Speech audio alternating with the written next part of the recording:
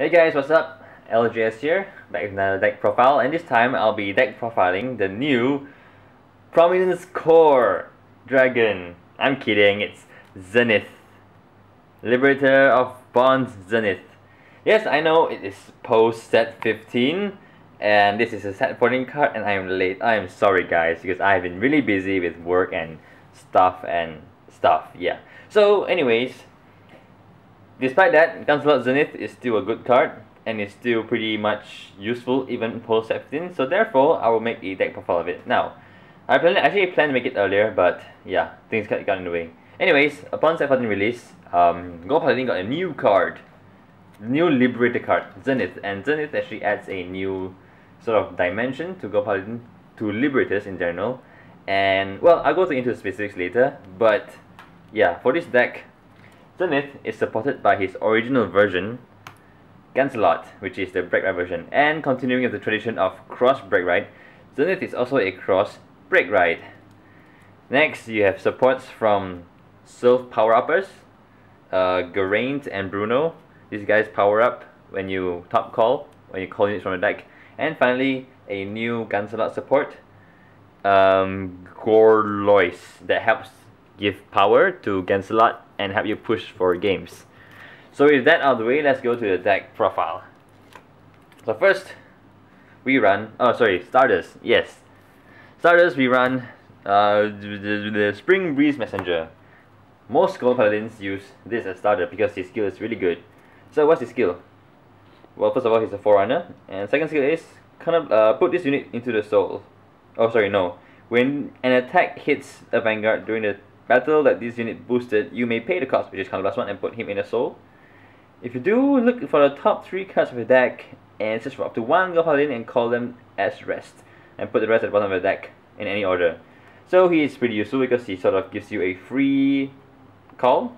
Not really free because he goes in the soul, but he gives you a free upgrade into something that may be better, like, you know, an Interceptor or grade 2 or grade 3. Yeah, you can even superior call a grade 3 on turn 1, which is pretty good, I guess, because you have a good attacker early game, good for rushing. So yeah, that's the starter. Next, we have Zenith. We run 3. Oh, this is my friend's deck, so he runs 3 Zeniths. But maybe you can actually run 4, which might be better. But yeah, 3 is fine. 3 is enough. So what's his skill?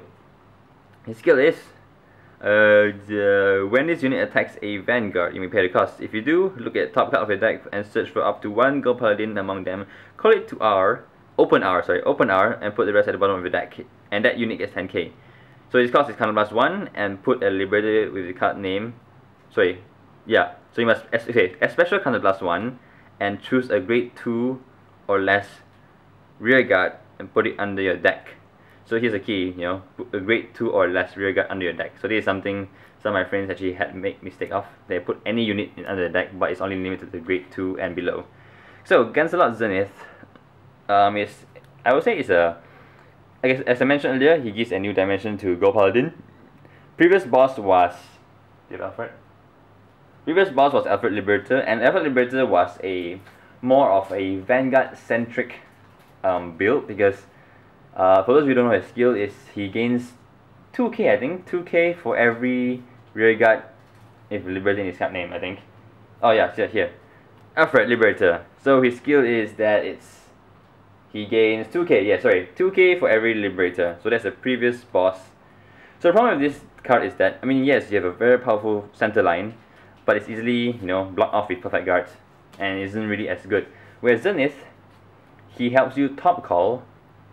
He helps you make another attack, basically, because when you attack with 1 rearguard, put the bottom deck, call another on top.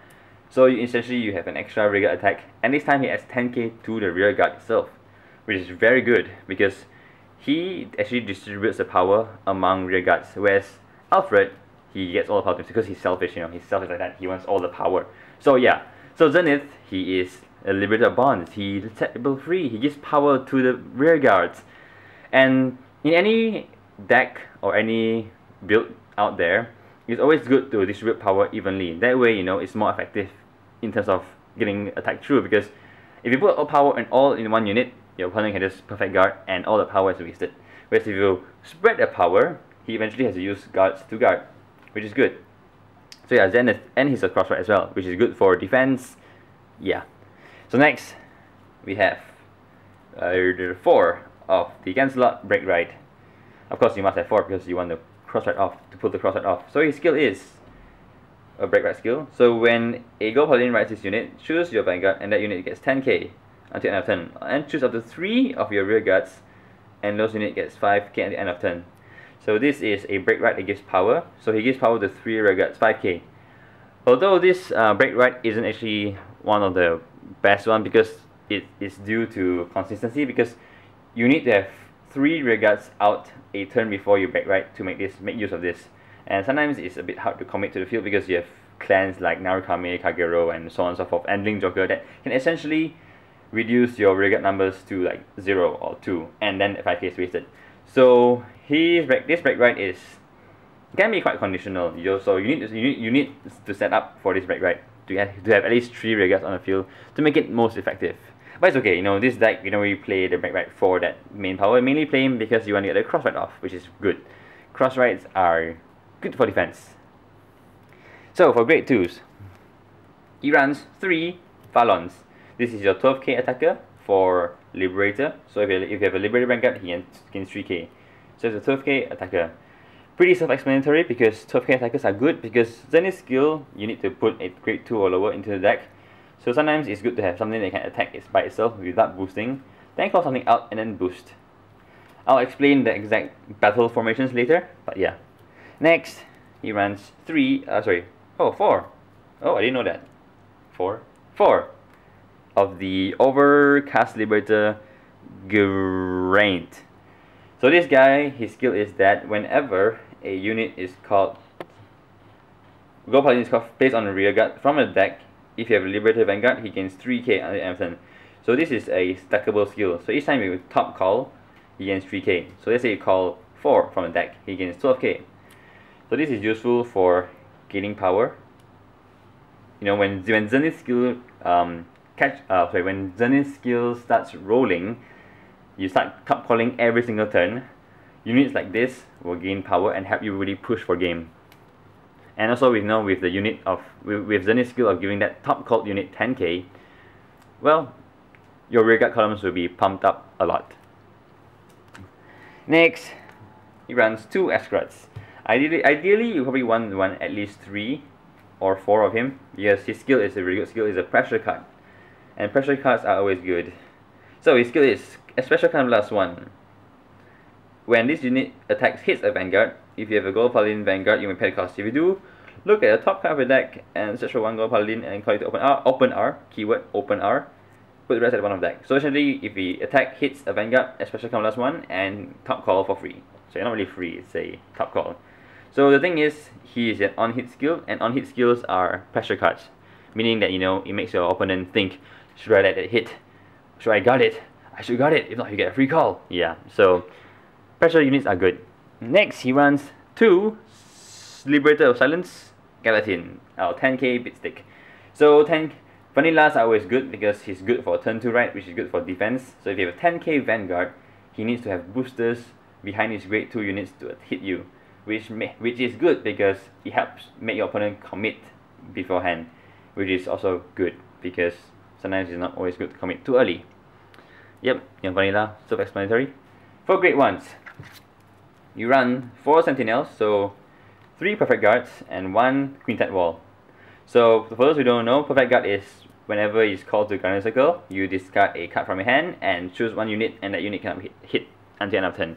That's why it's called Perfect Guard. He perfectly guards that unit. Quintet Wall skill is when it's called from the hand, count +1, call top 5 cards from the top of the deck, and those units will be guarding whoever will be guardians basically. So Quintet Walls are a good new thing. Interesting new Sentinels. Some decks it may be useful, but some decks may not be too useful, especially for Genesis, because Genesis soul charge a lot. So if you use Quintet Wall a lot, you may deck out.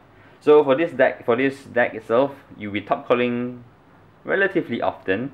So having too many Quintet Walls is not good because you may deck out as well. So running 3 Perfect Guard is really nice, but Quintet Wall is also useful because there are times when you may not have enough resources to use a perfect guard. So committed wall might actually help. So yeah, it's just one for attack choices.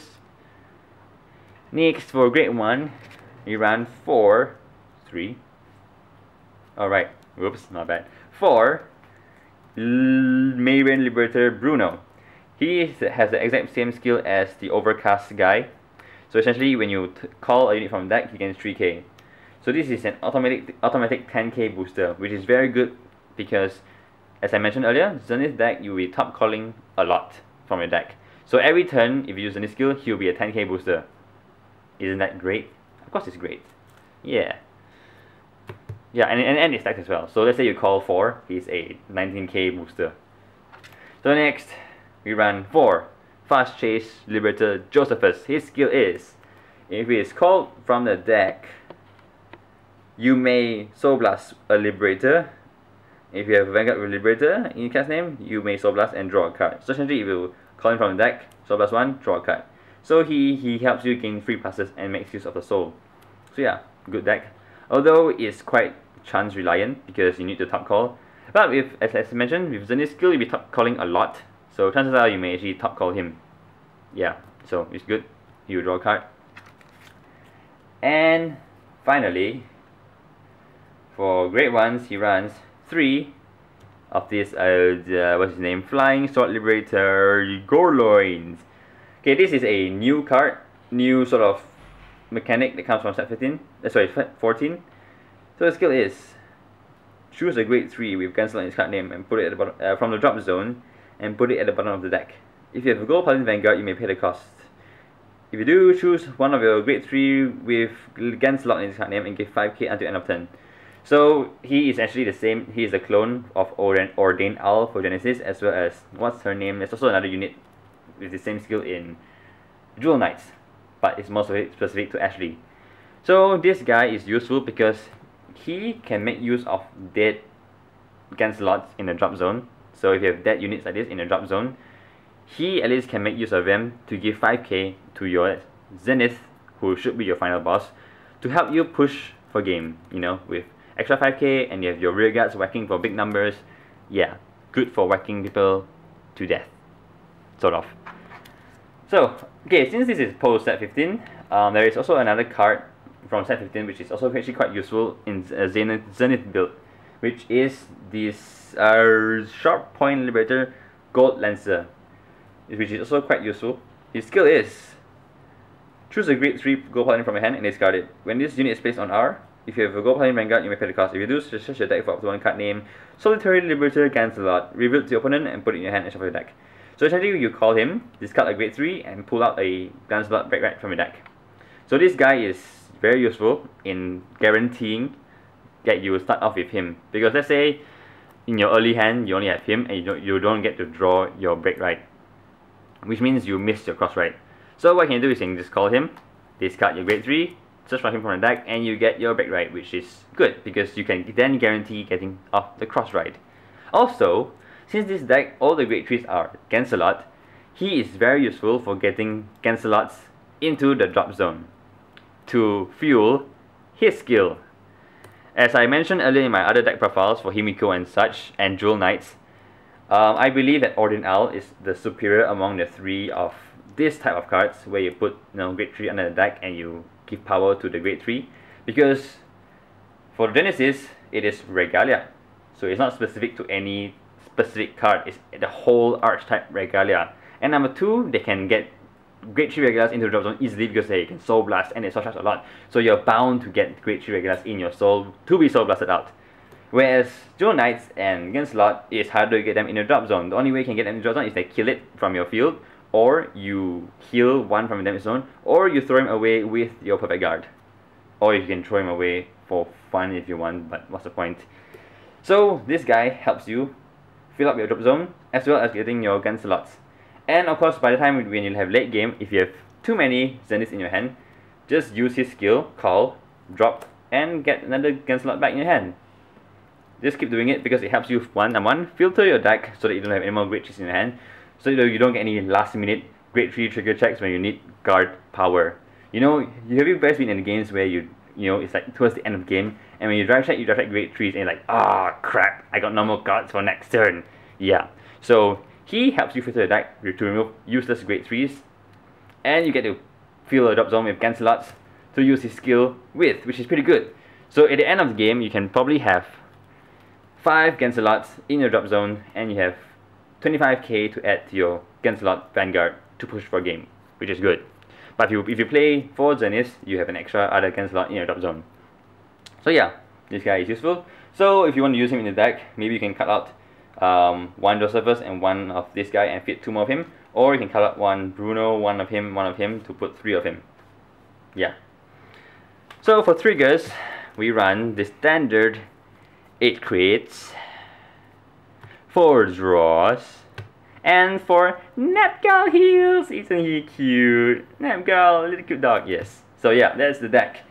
So now with the deck profile out of the way, let me show you how the ideal field setup should be and how to use Gancelot's skill to maximum effectiveness. Hopefully, because maybe I'm a noob, because I don't really play Gold Paladin, so I may have some mistakes in explaining this. So yeah, so essentially, you have your Gancelot, and you probably have, for your great ones, you have your Brunos as your rearguard boosters, which is always good. And then you have your Gorloins behind your Vanguard. Then you have your grade 2 attackers, him, Fallon, as well as Gurain. They have weird names. Anyway, so this is sort of your ideal field setup.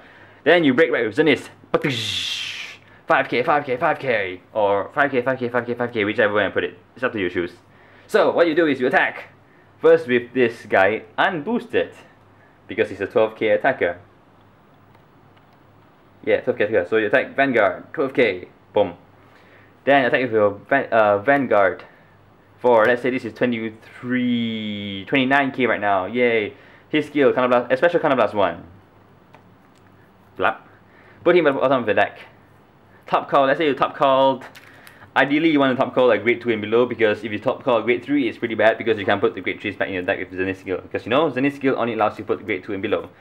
So let's say you top call this guy up, boom, he gets 10k, so now it's 20, and these 2 guys gain 3k, him as well, because you called a guy from a deck, so 3k, 3k, 3k here. So now this column is 20, 30, 30k column. This column is now 9 plus 7, 16, 16 plus 3 plus 3 is 22.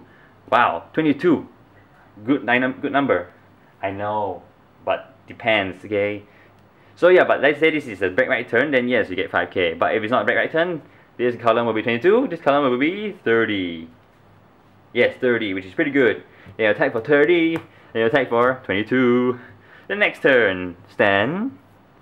And let's say you have this guy here, and you have your drop zone already has, let's say you have all your Zenith in your drop zone. 5 of them. You can go all out and shove 5 in and put 25k here, or you can put them one by one slowly to slowly whittle your opponent down. So let's say you put 2. Now he gets 10k. Shove it at the bottom of the deck. So now he gets 10k, good. Then attack with this guy, 10k to somewhere, maybe a rearguard, or you can say attack boosted if you want to, depends on the situation. So 10k to rearguard, attack with Vanguard, now is 29. Skill, especially last one, blap. Put it at the bottom of the deck. Top call unit out. Ooh, look, Fallon, now he gets 10k. So now this column is a 32k column. This column is now a 22k column. 22, 32. So as you see, once you transition into Zenith, your whole field becomes a powerhouse attacker. In the past, you have Alfred, which is a selfish guy. All the power goes to him. Your rearguards are just, man, not so powerful. But he's useful for getting, you know, your field for free. But he's useful for consistent pushing. So this deck is actually a very consistent deck, a very easy deck to play.